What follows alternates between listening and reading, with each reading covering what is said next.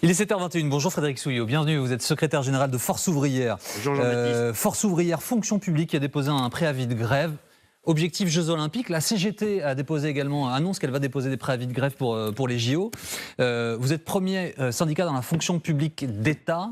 C'est donc un message fort que vous voulez envoyer au gouvernement. Vous voulez quoi? Bloquer les Jeux Olympiques? Pourquoi? Non. Ce que l'on dit, c'est qu'il n'y a pas la saison des Olympiades. Je reprends ce que disait Gabriel Attal, le printemps social et tout cela. Il n'y a qu'une saison, les revendications.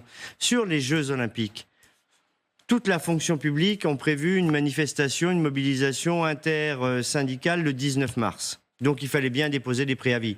Eh bien, les préavis, on les a déposés un peu plus longs. Et nous, on appelle au 19, 20, 21, notamment nos camarades de l'hospitalière qui pensent que l'État n'est pas là face à eux pour parler des JO et pour parler du reste. De quoi parle-t-on concrètement pour les gens qui nous regardent?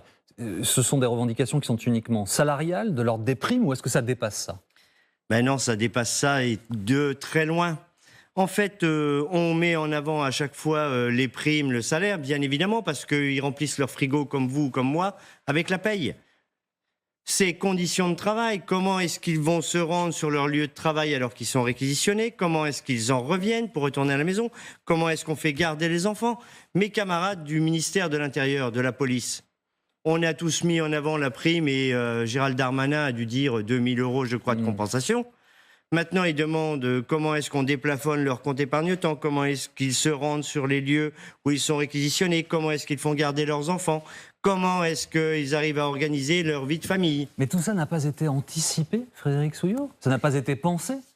Alors, on aurait aimé que ce soit pensé. Alors, la ministre des JO était ministre de l'Éducation nationale, mais pas assez longtemps. Elle est redevenue ministre des JO. Au comité d'organisation des Jeux Olympiques, il y a un préfet interministériel. Nous l'avions rencontré l'année dernière, toutes les organisations syndicales, dès décembre. Et il nous avait dit, les discussions se passeront ministère par ministère. Excusez-moi.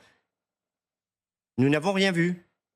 Donc là, aujourd'hui, l'urgence, elle est telle. C'est nous qui tirons la sonnette d'alarme pour dire le 19 mars, mettons-nous autour de la table, discutons, parlons de conditions de travail. Est-ce que les syndicats utilisent cet événement pour avancer leur carte? Est-ce que c'est une occasion de négociation hors pair?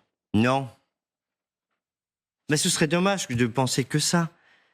Ce qu'ils pensent, eux, du service public, le service public, c'est l'égalité, c'est pas un coût, comme a l'air de nous le vendre le ministre de tout, qui est à Bercy, Bruno Le Maire, en supprimant 10 milliards et en leur disant ce sera 700 millions ici, dans tel ministère ou dans tel autre.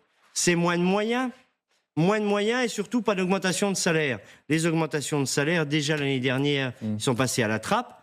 Cette année, c'est pas les JO qui servent de contrepartie pour avoir plus de salaire. C'est comment est-ce que c'est organisé, les conditions de travail, et comment est-ce qu'on revient sur des services publics au titre de l'égalité. Est-ce que vous êtes fier que les Jeux Olympiques aient lieu à Paris? Mais oui, on a signé la charte sociale pour que le CIO donne son aval pour Paris. On s'est réunis, toutes les organisations syndicales, et j'étais le négociateur pour Force Ouvrière. On a mis en place cette charte sociale qu'on a déployée pour la Coupe du Monde de rugby. À la Coupe du Monde de rugby, il y avait les mêmes débats. Est-ce qu'ils vont bloquer ou pas la Coupe du Monde de rugby? La Coupe du Monde de rugby s'est très bien déroulée. Pour les Jeux Olympiques, là, les camarades des services publics disent conditions de travail, réquisition, soit, mais faites les choses. Parce que, Frédéric Souillot, la réforme des retraites, ça a été un formidable moment syndical, une intersyndicale historique sur une durée historique. Mais le gouvernement n'a pas cédé. Et à la fin, chaque syndicat est retourné dans ses bureaux, a certes engrangé des adhésions, mais vous n'avez pas eu gain de cause. Est-ce que là, vous dites, ce coup-ci, on tient et on va jusqu'au bout? En gros, ce que les gens qui nous regardent se demandent, c'est est-ce que vous allez à la fin perturber les Jeux Olympiques si vous n'avez pas le choix?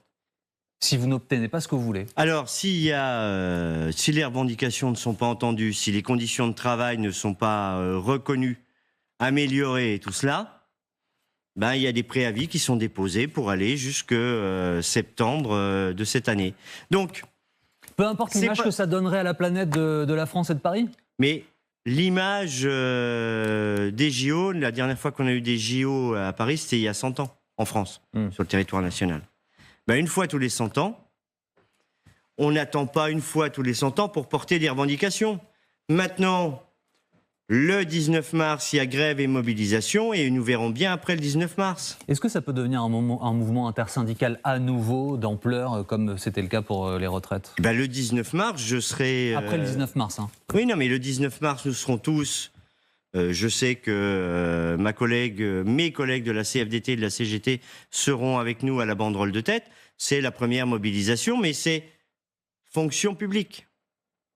Il y a des grèves tous les jours dans le privé pour des négociations sur les salaires, les conditions de travail, ou le groupe Casino, par exemple, qui est complètement détricoté. Donc c'est pas exclu. Vous pourriez lancer un mouvement intersyndical jusque... La seule saison, c'est les revendications. Oui, donc c'est ce que vous nous dites. Juste un mot, parce que vous avez dit le ministre de tout, Bruno Le Maire, ça veut dire quoi? Que c'est lui qui décide de tout? Mais écoutez, dans la communication, c'est au moins l'impression qu'il donne. Il parle de ce qui doit se passer au ministère du Travail en disant bah, c'est comme ça. Pour la fonction publique, il dit moins 700 millions ici. Et Stanislas Guérini, on ne l'entend plus depuis les annonces de Bruno Le Maire. Ouais. Plus rien du tout. C'est avec lui qu'on doit négocier. On doit négocier sur les conditions de travail, des plafonnements, notamment des comptes épargne-temps. Un tout dernier mot, parce que nous allons y revenir avec nos experts dans quelques instants. Que dit la Force ouvrière des propos d'Emmanuel Macron sur la dynamique, ne pas exclure d'envoyer des troupes au sol en Ukraine? Alors, j'ai fait un communiqué de presse hier pour le pain, la paix et la liberté. Et dans ce communiqué, je dénonce toutes les postures de va-t-en-guerre et toute escalade guerrière, que ce soit en Ukraine ou ailleurs. Merci beaucoup Frédéric Souillot d'avoir été notre invité ce matin sur